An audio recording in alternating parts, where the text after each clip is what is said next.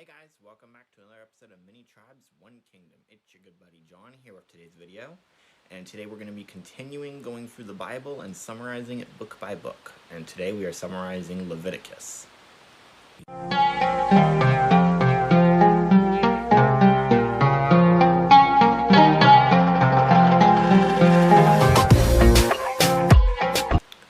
Alright, so Leviticus is one of those books that often gets overlooked. People find it very boring, I've heard it's not very interesting, and let's talk about it. So this is the third book of Moses, which is part of the Torah, and in it God explains the laws which will govern the people of Israel. So if you recall, we just finished up in Exodus. The people of Israel have been freed from slavery, and they are currently at Mount Sinai. They've just built the tabernacle, they've just completed the Ark of the Covenant, everything that God instructed them to build, and now God is giving them their laws. So let's just open it up. The book opens immediately after Exodus closes. God begins by explaining to Moses the different sacrifices which the people of Israel are to offer. These include sin offerings, burnt offerings, free will offerings, peace offerings, any kind of offerings that they could need to offer God, and God is explaining how they're to be done. He explains exactly how the sacrifices work, including what parts of the animals are to be taken, such as the fat, the kidneys, the liver, and whether they can be sheep, goats, cattle, or birds, depending on which sacrifice they're offering, and what also may be kept, because he gives part of the sacrifices to the family of the priests for food. It's their portion from his sacrifices. So if you remember, God chose Aaron to serve as his high priest, the brother of Moses. God instructs Moses how to ordain Aaron as the high priest. Sacrifices are offered, and Aaron and his sons are clothed as the priests in the garments that were made in Exodus. But almost immediately something goes wrong. Aaron's oldest sons, Nadab and Abihu, if I remember correctly, they do not revere the Lord. They offer foreign incense, and thus they are put to death by God with fire.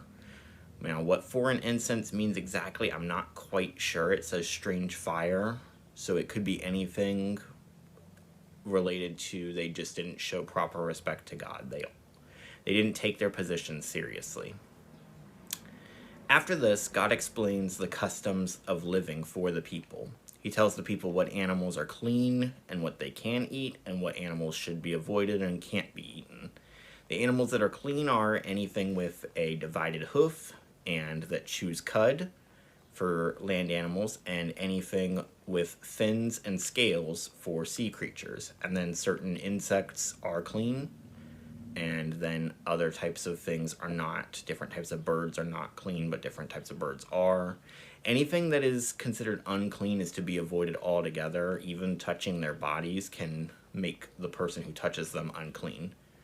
And because he explains the clean versus unclean instructions, he also gives instructions about purification for both men and women, such as how a woman is to purify herself after giving birth, or how a man is to purify himself if he becomes defiled by touching a dead animal. And he explains rules to determine the presence of leprosy, how to quarantine, what the priest should do to determine whether someone has leprosy or whether it's something else. Next, God institutes Yom Kippur, which is the Day of Atonement. This is the day of the year when the priest will take 2 goats, one to be sacrificed, and one to be sent away into the wilderness to carry the sins of the people away from them. This is to be a yearly occurrence. God then returns to the laws. The people are not to eat blood. Laws regarding sexual sin are explained. Actions like incest, homosexuality, and bestiality are stated to be detestable to God, and they must be avoided by the people of Israel. He also forbids practices involving psychics and mediums, so all the New Age stuff, God forbids that stuff. Also, the people are forbidden to offer sacrifices to Moloch, which was the monstrous pagan deity who wanted parents to burn their children alive as sacrifices to him. These laws are so important that they are repeated several times, not just in Leviticus, but also you might remember most of these from Exodus as well. Next comes laws regarding the priests themselves. Those with any physical defects are not allowed to serve as Levitical priests to God. And this can include anything from blindness to being handicapped, having a deformity, or men who are eunuchs. And this is because God's priests must be pure and holy. They must be set apart. They can't have the defects of our fallen, sinful world in them. Of course, times have changed. Things changed when Jesus hit the scene, but that's not happened yet in the book, so we're not there yet. The same applies to any sacrifice that any of the Israelites want to offer. They can't offer God a pitiful excuse for an animal. They can't bring a blind sheep and say, here you go.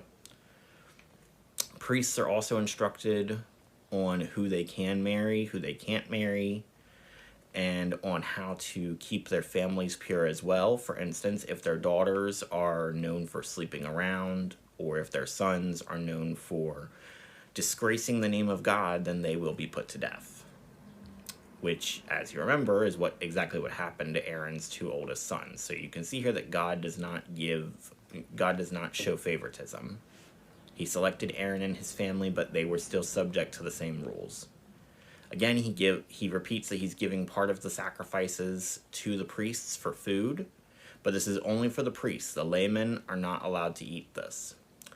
Then what follows are the feasts which Israel will hold throughout the year. First is the Passover, celebrating their deliverance from Egypt. Second is the Feast of Weeks, which we call Pentecost, to celebrate the first fruits harvested. Later in the year, in the 7th month, are 3 special events in quick succession. The first day of the month is the Feast of Trumpets, a time for rest and remembrance. We also call this Rosh Hashanah. Then the 10th of the month comes Yom Kippur, the Day of Atonement, in which the people will reflect on their sins and humble themselves before God. Then on the 15th of the month begins the Feast of Booths, when the people will live in temporary shelters to remember their time in the wilderness. God gives instructions to the people for what sacrifices should be offered during each of these feasts or each of these holy days and how that's supposed to work. Aaron and the priests are given instructions for keeping the lamp burning and how to make the loaves of bread each week to set on the table. Then it takes a quick break between God giving instructions to explain an incident. A fight had broken out between 2 men in the camp of Israel. One of them, he was the son of an Egyptian, but he had an Israelite mother. He blasphemed the name of God during this fight. And therefore, God tells them, you need to take him out of the camp and you need to stone him. God next institutes the law of the kinsman redeemer. This states that the poor can be redeemed if a relative is willing to pay for them. So, if your brother were to sell a piece of land because he'd become poor, you could buy it back. You would have first rights to buy the land to keep it in the family. And this is to protect the people who are low on income, and it also is meant to keep everybody's land with them. It's meant to make sure that not one tribe rises up and overpowers all the others. Even if they don't have someone who can serve as a kinsman redeemer for them, God gives them the year of Jubilee. Every 50th year, all land and people are to return to their families. The land is also to be given a Sabbath year of rest. God closes by first explaining the blessings and the punishments that he is offering. If Israel is faithful, God will bless them with abundance of crops, abundance of prosperity, and victory in battle. He will be with them. But if they follow the actions of the Canaanites, the land they're going in to take over, if they follow the actions of the Canaanites, God will send plagues, pestilence, war, and exile upon them.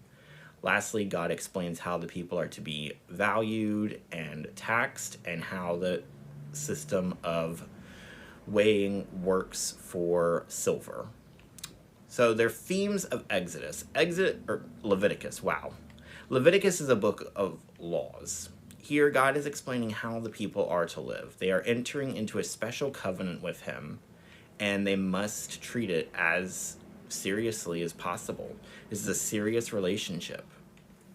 Here's where we also see the kinsman redeemer, as I mentioned earlier, which becomes an important theme later on in Scripture. Specifically, we'll talk about it when we get to the book of Ruth. Ultimately, Leviticus shows us just how far we have fallen from God. The law is meant to protect the people from evil pagan practices, such as sacrificing children or contacting spirit mediums, and it's meant to protect us from our own sinful nature. But we are shown that we cannot keep God's standard of holiness. But we see later on that Jesus keeps the law completely. So every single law listed in the book of Leviticus, which I only gave you guys a brief summary, there are tons of laws here that I didn't go over. Jesus kept every single one of them. Leviticus shows us the standard of holiness and what the coming Redeemer will be like. And it also sets the stage for the Redeemer to come, because he serves as Redeemer for all of us. So that's the book of Leviticus. Again, often overlooked, not read too often. I think I've only ever heard people talk about a few verses here and there from it, which is a shame. I think it's sad when we don't focus on all of Scripture. But I want to know what your thoughts are on the book of Leviticus. Let me know down in the comments. If you're new and you enjoy videos about the Bible, Christianity, church history, then please hit that subscribe button and give this video a like if you enjoyed it. Ring the bell notification so you can be notified about all of our latest content, and please share this video with your friends, family, loved ones, and enemies. Thank you for joining us. Have a great day, and God bless you.